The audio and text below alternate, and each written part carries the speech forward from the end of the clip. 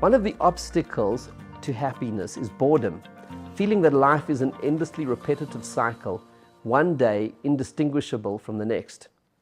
Shabbat is a day apart, a day identifiably different from any other, arresting the feelings of indifference that may oppress us. Most importantly, it is a day of renewal, an opportunity to replenish ourselves and refresh our outlook.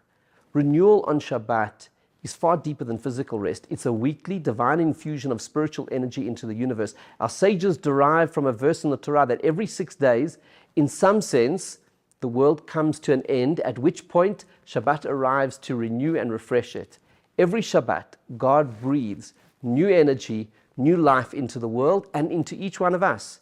Just as God animated Adam with the breath of life, God gives us the revitalizing breath of Shabbat every week.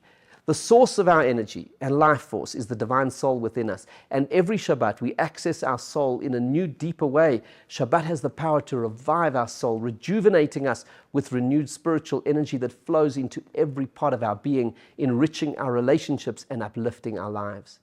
Shabbat inspires us to live with this mindset of renewal, to see the world as new and fresh with possibility. It prevents us from stagnating and becoming bored with life. It teaches us that we are living in a world that at any one point is no more than 6 days old, and that every week is a chance to start afresh. It inspires in us an awareness and an appreciation of the ongoing miracles of creation, and it reminds us that God renews and refreshes His world constantly. Seasons change, the time to harvest comes and goes, cells die and are replaced, babies begin to walk and then run. Every morning we wake up to a familiar world in a familiar body, but in fact everything, including our mind and our soul, is being renewed all the time. The universe and everything in it exists in a dynamic state of divine recreation. This is why the blessings we recite are formulated in the present tense. For example, before eating a fruit, we say, "Blessed are you, Hashem, our God, who creates the fruit of the tree, borei pri ha'etz." We are not just thanking God for having created fruit trees at some distant point in the past, or for setting in motion the laws of nature that automatically produce fruit. We are thanking Him for constantly refreshing and recreating the world, and for creating this fruit right here, right now, so that we can enjoy it. This is why it is not enough to say this blessing once for a lifetime. Every time we partake of the earth's wondrous bounty, we acknowledge that God made it just for us.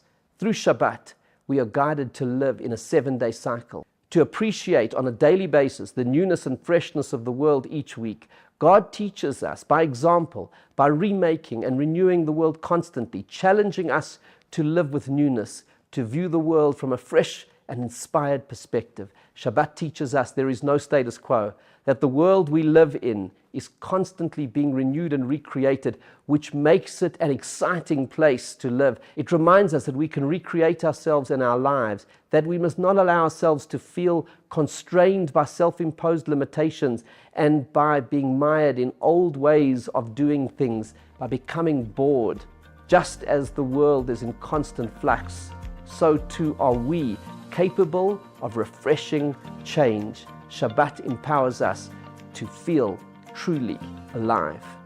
I invite you to learn more by reading my new book, Shabbat, A Day to Create Yourself, and find out how you can use Shabbat to get creative and change your life.